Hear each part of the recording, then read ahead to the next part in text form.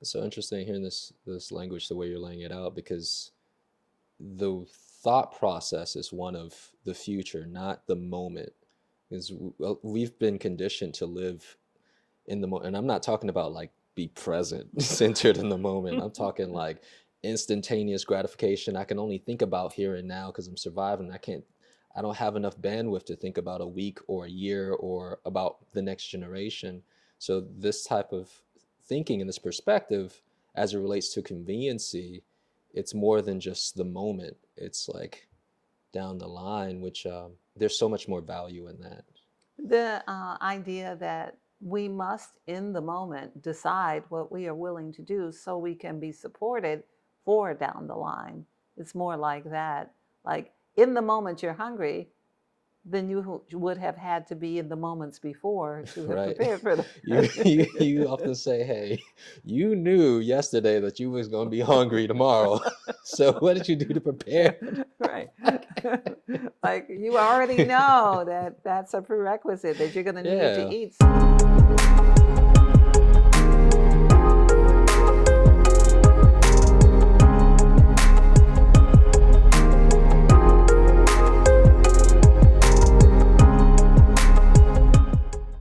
These kids can't read.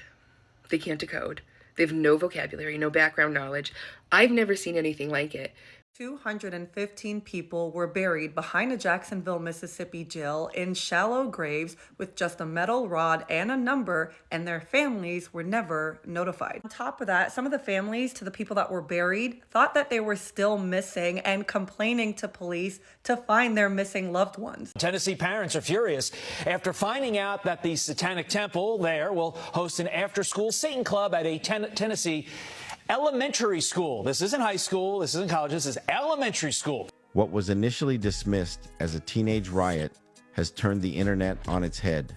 Eyewitnesses claim to have seen beings 8 to 10 feet tall, amidst a staggering response of at least 60 police vehicles and unconfirmed sightings of black helicopters. Welcome to Call for the Truth. I am LaOta of the Sun, and today with me is Tarvars of the Sun, and we will be talking about our futures, our manifestations, what will happen. Many things are happening in our world, so if you'll join us. Tarvars, will you begin by calling for the truth? Well, certainly, and I invite those who are tuning in to join with us in our call for truth. Should we call for the frequency of truth to come forth? Should we call for the frequency of truth? Shall we call for the frequency of truth? Should we call to see the truth in all that we see? Should we call to hear the truth in all that we hear? Shall we have the courage to speak the truth in all that we say? So welcome to Call for the Truth podcast. And today I understand you want to cover this idea of those on the line as well as ourselves on the line, tuning in. If we were alive, what is it that we're willing to do to save humanity? In this perspective of, we see there's a deconstruction happening on the planet. Things are shifting, things are changing. And during deconstruction, it gives us the opportunity to create something new. It's hard to visualize a future built upon the incongruencies of today. So I think this is very timely with us asking ourselves these serious questions, because, you know, we're not separate from the future generations, or the one generation away from you today. Like, what's the world that you want it for yourself, or what's the world that you want for your children, and so forth? Or if you decide as a soul to reincarnate back in and be like, if it's moving in a linear fashion, what do I want to incarnate back into, you know? So much is happening in our world. So many of the structures that we have become familiar with and our ancestors have been familiar with and their ancestors have been familiar with are starting to serve us at varying levels of disservice. Where is it accurate that your houses are serving you in the way that they need to serve you for you to evolve and for you to elevate? Is your system of acquiring food and getting food prepared in a nutritious and wholesome way, is it working for you? Are there new inventions and new things that we would like, that we have in our mind, that would make our experience serve us better in life on earth. We are entering a time where we may have that option. We may be able to choose to move into things that will exalt us, that are evolutionary, that will serve us in a way that our current educational systems, our current financial systems, our current social systems are not serving us, from our love affairs to our insurance. So this is really what we're bringing to the front, is to pose the question to everyone in the audience: what would you do to make life better for you and then for the other you? What is it that would help you? What system could you think of, or what idea do you have about how it would be better to raise your children, how it would be better to educate the children, how it would be better for the children to be supervised in a world that's becoming increasingly lawless? What is the best way for us to proceed? How do you envision this? It's very easy for us to be caught up in the fear of all the things that we see. We're seeing many things, dead bodies being found behind sheriff's offices. We're seeing fake alien invasions in the mall. We're seeing gangs of children going through cities and being destructive. All of this is stemming from what already exists. What new ideas do we have? What do you have in mind, Tarvars? Well, what I have in mind, we're already seeing glimpses of it, where we want the truth and nothing less.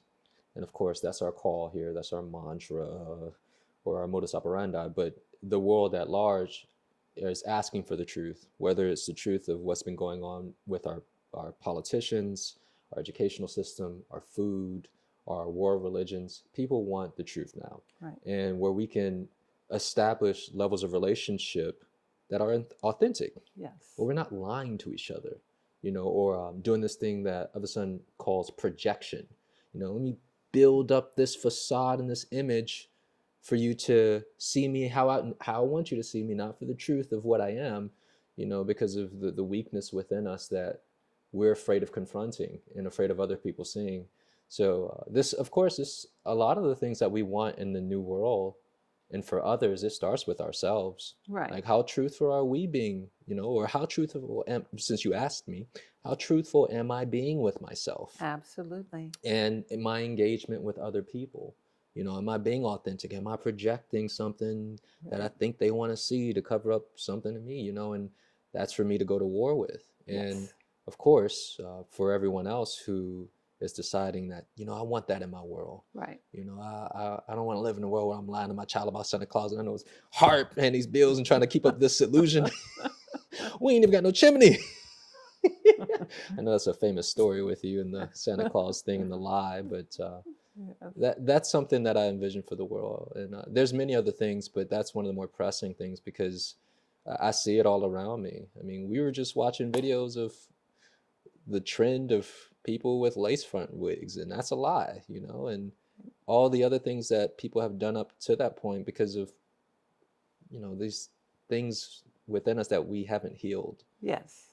This idea that we are not enough is a driving force. That we're not enough as we are, we must be something else. Maybe we have to augment our bodies, or change our physicality, or destroy living material that comes from our heads so that we can project some other experience that is a projection of something that is not the truth. What is happening right now in our world is that we are seeing the truth and we are seeing the lie at the same time. Yes. So we're being shown the picture of what has always been, through our legacy media, and then we're seeing a whole nother crop of independent reporters on social media holding up their phones and taking pictures of a true thing happening right now. And then we hear whatever the illusion is, or whatever the story is about whatever is happening. And so this is such a great opportunity for us to seize the moment, to know, okay, these structures that have kept all of the secrets away from us are deconstructing, and there's an opportunity to insert the truth. And we can be more truthful about who we are and ourselves at the same time. And that arises, that what should arise in us is an opportunity to talk to ourselves as to how can we help the new world be a better world, a different world, something where we are excited to live in it and excited to speak to people, knowing that what we get back will be the truth instead of a projection on how they can use us or our resources for their own ends. So I see that the question is important. And what does that mean? Does that mean I'd be willing to not go to the supermarket? Because I'm already there. I'm willing to not go to the supermarket. I'm willing to buy seeds. I'm willing to grow things that I can eat. I'm willing to eat in a way that will make me more attractive, more healthy, more beautiful, and make me essentially more of an honest human being with my relationship with the planet. There are many opportunities here. I'm looking for opportunities to create what I have never seen before. We are in such a unique situation because now we have to rethink everything. And the way to do that is to see what does not serve us. How do we fix a situation with, something in our lives, maybe raising our children? What would be a better way to teach the children?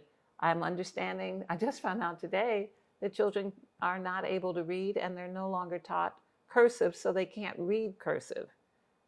So is that something that should be fixed? Is that something that should be repaired?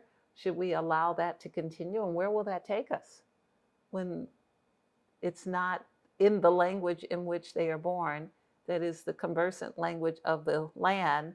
They are unable to identify the words and the letters in any form other than text.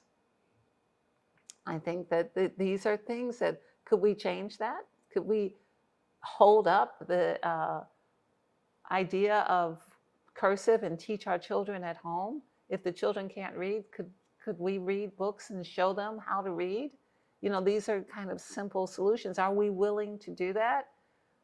Is that something that matters to us? What do you think? I think it depends. There's different lenses that this can be viewed through. And when we speak about certain little changes that are made, I see a line of excuses or reasons why a person would not want to, or where they may find it difficult or challenging to find the time.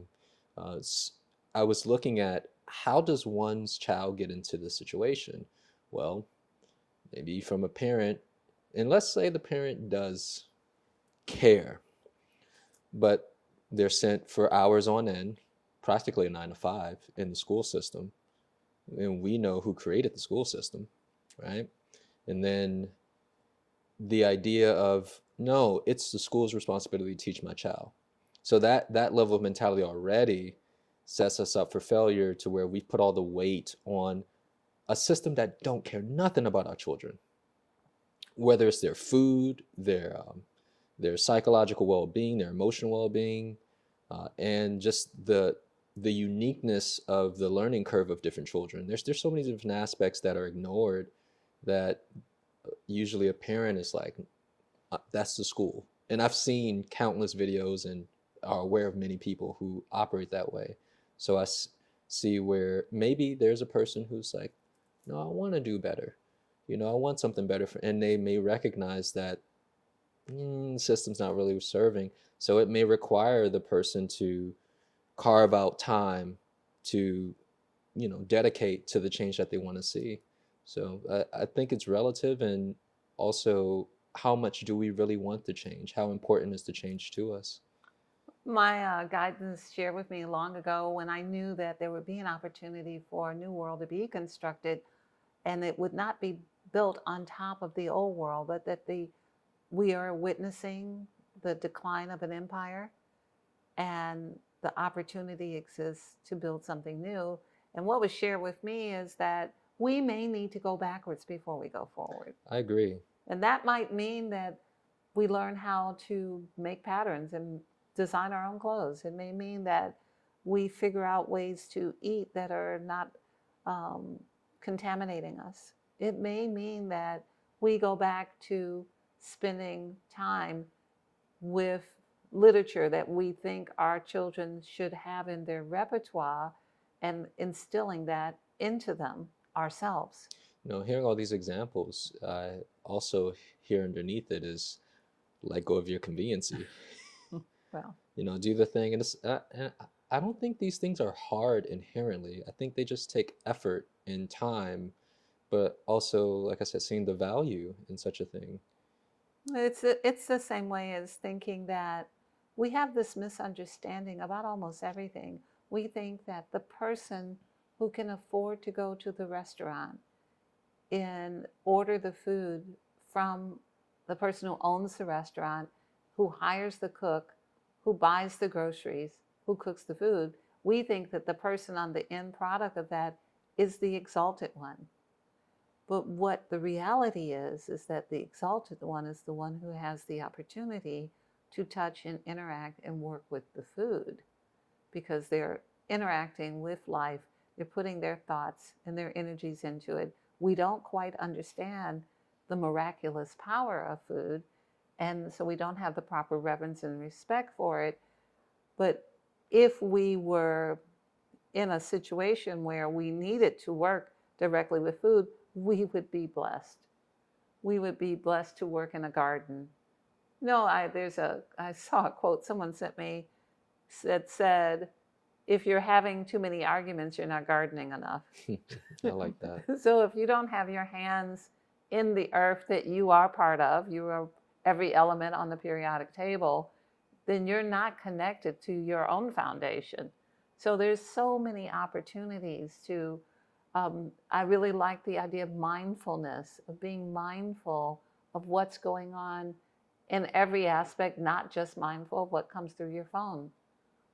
I think this idea of having an opportunity to bring what you see as important into your experience with your own hands is very satisfying. Not only satisfying, but it moves you into a level of sovereignty that cannot be taken away from you. If you know how to do something, you know how to do it. Nobody can take that away from you. You know how to teach someone to read. Nobody can take that away from you. If you know what is important that you want your child to know about how to cook their breakfast or how to read in cursive, then you have that opportunity. And railing against the school system or railing against the teachers or being angry with the government is really not the solution. We know it's not the solution because it has not worked. Because we also know that there's after-school programs of devil worship. There's all kinds of things going on in unsupervised spaces that will change the developmental process of humanity if we don't take hold. Introductory energetic clearing. This shamanic clearing specifically targets addictions, negative thought forms, anger spheres, and more. Of the Sun cleans and clears the primary things affecting our energetic body and gives us tools to support our healing journey. This service is priced perfectly for your regular energetic maintenance. Recommended use is once a month. For more information and sign up, visit ofthesun.com.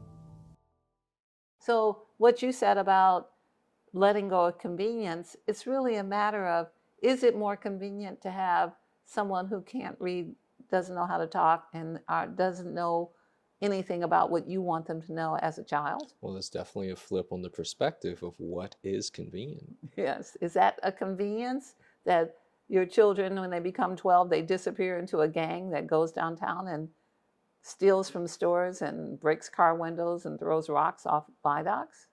That's the lawlessness that exists already. Is that convenient?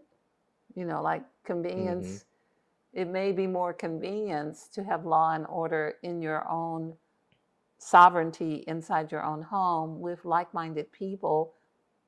So we're saying, what is it that you would contribute to this new world that can happen to humanity that you are part of from your own choices. Everything is available.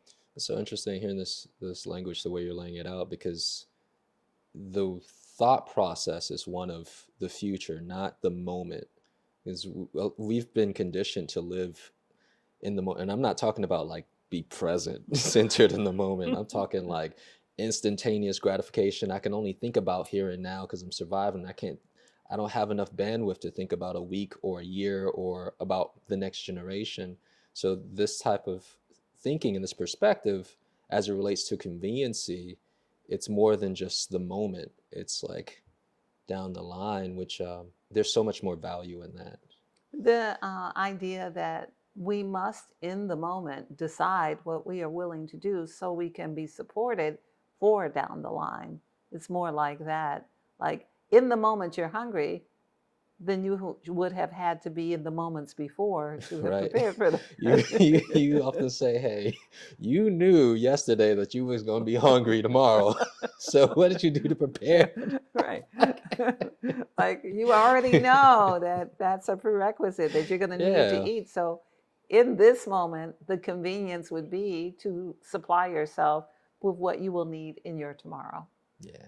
And then in the same way, the opportunity to develop the hearts and minds of those who share your DNA or your community for the moments in the future is really a blessing if you can see the necessity for it. Yeah. I want to share another one that came to mind was, and you've taught me this, but I see more and more the necessity of support what supports you. Absolutely. Like, let me break it down. Support what supports you is so multidimensional, because it can extend to your family, your friends, your community. It can extend to the planet itself, like Right. life, the elements, right? You know, to be in reverence and support. Yes. But we see that somewhere in our matriculation of the human experience, that understanding has been distorted. We don't even understand that. Right. We do this thing called bite the hand that feeds you. Yes. Feel entitlement, like yeah, that's right, you better support me and give me more. You owe it to me, and it's so inappropriate. And so it's something that I've been working with young men, as you know, and teaching them this idea of supports what supports you, and just really building context. So this was an experience with primarily a single mother, but I think young men in general can relate to this idea where, you feeling yourself, and you know how the elders say, you smelling yourself now and going through puberty, but you feel like you know it all. And that's a very immature soul, right? But it's something that's rising up in us. And then we start aggressing the very person or people, whether it's your mother or your father, who's actually supporting you. Right. Not realizing the bigger picture that all these years they've been changing your diaper, making sure food is on the table, taking you to school, dropping you off to your little part-time job or whatever it may be. But something rises up in us to attack that which has provided the foundation for us. And it's no different than humans' relationship with the planet, right? We over here chopping everything down, drilling through everything, building all on top of everything, on top of everything, and with no real regard. Or that's even our relationship with the elements, one could say. So I see the need of humanity being in support of the thing that supports them, which is, people want to call it the universe, the all, the divine feminine, the idea of life itself. Yes. So that we can gain more. There's so much to unpack in that idea, but that's something that I have. You got any thoughts on that? I do. I have a lot, and I'm going to approach it from a different point of view. Of course, what you speak of that happens in the dynamic of a household with a young person resisting or tormenting the people who are in the house who support them and who brought them into being and kept them alive. Or can take them out, as they say. I brought you in this world, I'll take you out. certain households. This is relevant to, as you spoke about, what we do to earth, but it's in everything. It's in when it rains, we're singing, rain, rain, go away, come back another day, when in fact the rain brings us cleanliness. Yes. The rain leaves ozone. The rain allows the food to grow. We are in such hatred of all things in nature, all things natural that serve us. Can you imagine how dirty the planet would be? If there wasn't rain to nourish the growing crops. The same thing that happens, in all levels of, we don't want it too hot. We want it to be whatever we happen to be wearing, we want it to be the temperature for that. Wherever we happen to be, we don't want it too cold. The Arctic air is too much, but don't we need the hot and the cold and the sun and the rain? All of the things that serve the planet that also serve us as part of what's on the planet. And so these ideas of being aggressive, it really brings me back to the idea of what happens on Earth. On Earth, souls come in at different levels. Some souls are new souls, and they don't understand how Earth works, and they don't know how things work, and they have to be educated. But there are also senior and junior souls who have been here before and have been taught that what the rain does and what the sun does and how the earth serves us and how we're part of that whole system. So what seems to be the issue now is that are the ones who know standing up and telling the ones who don't know. Seems, you're in a household and you've got an errant child in the household. Is everyone coming together in the household to bring to bear the pressure of what should happen to make sure that the young one recognizes it will be uncomfortable for you if you don't adhere to the to the laws that have to apply for civilized cohabitation? There are things that need to happen so that everyone can live disease-free and healthy in an environment and emotionally free of any abuse. So what I see is this idea of we are the educators. Those who know should be sharing what they know. Those who don't know, it's understandable you don't know. And the ones of us who do know should come together to impress upon you what you don't know. And without any fear that you won't like it. Of course you'll like it once you understand it. It's like the idea of once you know you shouldn't put sugar in a gas tank, then you don't walk around putting sugar in a gas tank because then you don't have a car. The car won't work. I want to kind of take it back to that previous statement you said just before the example. Right. Of course you'll like it once you understand it. And I thought, how many times in my youth did I not understand or see the larger picture? Right. And I see within my past that there was so much resentment or being angry just because I didn't understand. Yes. I didn't have the larger picture at Yes. play of what was happening. And I feel like that's so key for even adults. Yes, it is key. Needing how is it that the rain is important, that the greater intelligence and the trees are like rain come down? Because that's from what I understand, trees make it rain. Or at least in one some aspect of it. Yeah, right. Yeah. Some circumstances. But I think it's really immature, also egotistical, because it throws out I know better.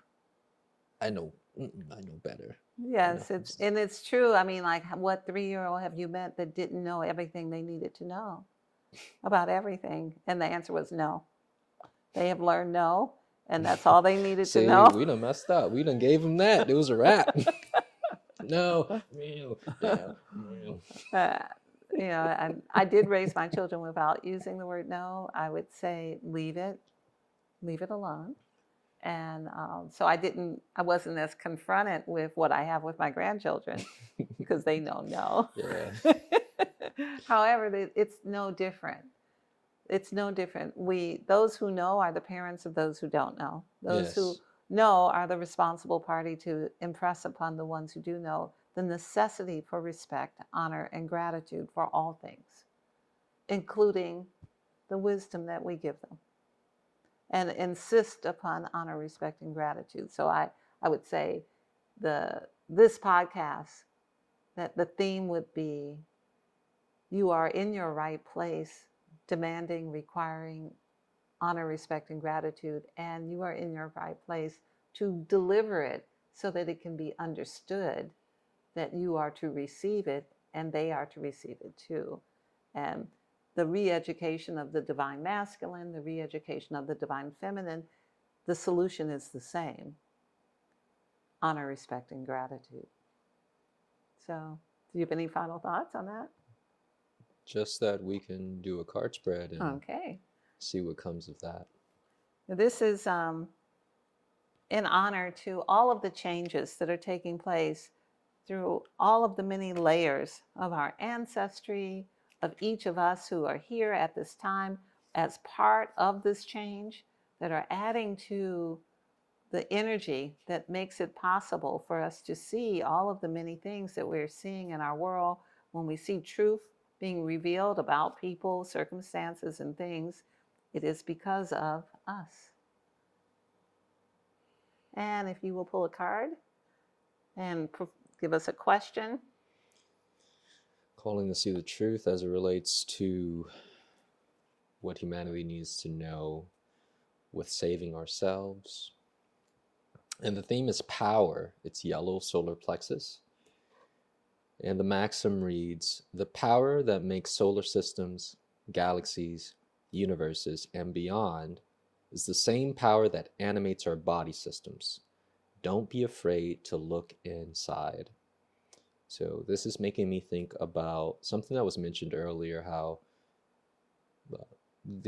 I don't think it was specifically said, but the outer authority that we have given to those outside of us, let's take the power back. There's some things that we might be dissatisfied with that has happened politically, economically, socially. What can I do in recognizing I do have power? Because I'm the universe, baby. You know, it's in me. So I feel like there's so much that could be said, and that's just skipping rock across the surface. What are your thoughts? I agree at the deepest possible level that what you just said, this idea of the authority to raise our children, our communities, our culture, our world is within us.